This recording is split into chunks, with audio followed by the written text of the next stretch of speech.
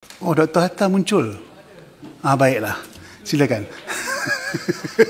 Terima kasih. Ada a call of nature lah. Call of nature. Berkaitan dengan makanan, nature lah tu. Tuan, terima kasih atas peluang untuk berbahas, untuk menyokong ya. Daripada awal tersebut untuk menyokong rang undang-undang pembentukan majlis perkhidmatan parlimen ini. Sepatutnya thrillnya ataupun keseronokan berbahas ini dalam rang undang-undang ini. Ya. Rang undang-undang sebelumnya pindaan perlembagaan hanya membolehkan kita berbincang rang undang-undang ini dan kita telah luluskan. Tetapi hasrat untuk mendapat sokongan sepenuhnya di Dewan ini gagal. Ya, kerana ada pihak yang tidak hadir dan ada yang tidak bersikap berkecuali. Antara alasan yang diberikan atas pengambilan sikap ini ialah kerana mereka tidak dijemput untuk libat urus. Itu menteri nak jawab. Tapi sebelum menteri jawab, dia bakal menteri jawab. Kita telah diundang untuk libat urus. Kita ni seluruh senator telah diundang. Rekod ada. Kita berada dalam kumpulan WhatsApp group senator parlimen, telah dijemput untuk berjumpa pada 3 hari bulan. Kemudian dipindah pada 5 hari bulan. Nak menyesuaikan masa, to give time to us, dengan izin. Di situlah kita berbicara itu hari. Ya, kita dah tanya, kita dah soal, nak libat urus macam mana lagi? Ya. Jadi kalau itu menjadi alasan, saya rasa tidak betul. Nak kata tipu tu tak cantik lah. Ya. Jadi ruang sudah diberikan. Tetapi berbahaslah. Ya. Lihat kerana order papernya ada ataupun kertasnya ada, rang undang-undangnya ada. Kita boleh bincang. Jadi pindaan yang awal tadi itu lebih straightforward. Jadi tidak sepatutnya kita tidak mengambil position terhadap rang undang-undang itu. Bersikap berkecuali artinya kita tidak di sana, tidak di sini. Not here, not there. Tak kisah.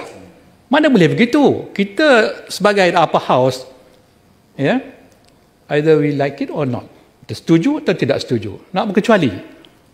Bila dah berkecuali, tak payahlah nak bahas apa-apa lagi. Ya. Tetapi bila datang berbahas, artinya minat itu ada. Tunjuklah minat kita tanpa kita memikirkan perbezaan politik kita.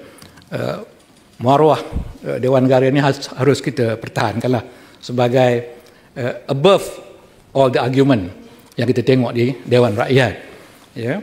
Dan semua orang berharap ya, pada Dewan Negara sebab kita pemutus sebelumnya Pertuan Agong, kita yang nak memutuskan. Jadi tentulah kedudukan kita itu sedang diperhatikan oleh rakyat. So bila kita kata kita berkecuali, apa yang sebenarnya mesej yang nak kita sampaikan? Seperti yang disebut oleh Dr. Mujahid tadi, kalau dah jadi, manalah tahu kan, kalau ada orang lain jadi kerajaan, macam mana mereka nak pandang tentang rang undang-undang ini ya? Jadi kebaikan rang undang-undang telah dibahaskan. Sebab itu kita tak payah ulangi perbahasan tersebut. Dia memberikan suatu kedudukan yang sewajarnya parlimen kita ini. Ya, respect orang kepada parlimen ya, dan harapan mereka kepada urusan-urusan di parlimen ini akan meningkat apabila kita ini diketahui tidak dikawal atau tidak dipengaruhi oleh lain-lain bahagian atau pihak dalam kerajaan. Ya. 3 bahagian judiciary, ya, kemudian eksekutif, dan kita ini sebagai legislature ini, kita adalah mempunyai autonomi kita, mempunyai keyakinan diri kita dan kita tahu mentadbir diri kita. Inilah peluang kita mengembalikan balik cahaya kehebatan parlimen pra 1992. Ya. Malah kita boleh meluaskan lagi dan saya yakin tidak ada undang-undang yang cast in stone yang kita tidak boleh pindah apabila perlu. Betul ya. Jadi kalau kita memerlukan 2 orang timbalan speaker, saya rasa antara cadangan yang pertama kita buat bila rang undang-undang ni lulus yang itulah, ya, kerana memikirkan kerja berat Datuk timbalan speaker, ya, terpaksa memanggil di antara kami, ya, untuk mengurusikan, dan banyak lagi yang telah disebutkan. Saya dengan segala rasa suci hati menyokong penuh rang undang-undang ini. Terima kasih. Terima kasih Datuk Dr. Atta kerana patuh pada masa. Ikut law. Sekarang saya jemput Datuk Lim Peh Hen.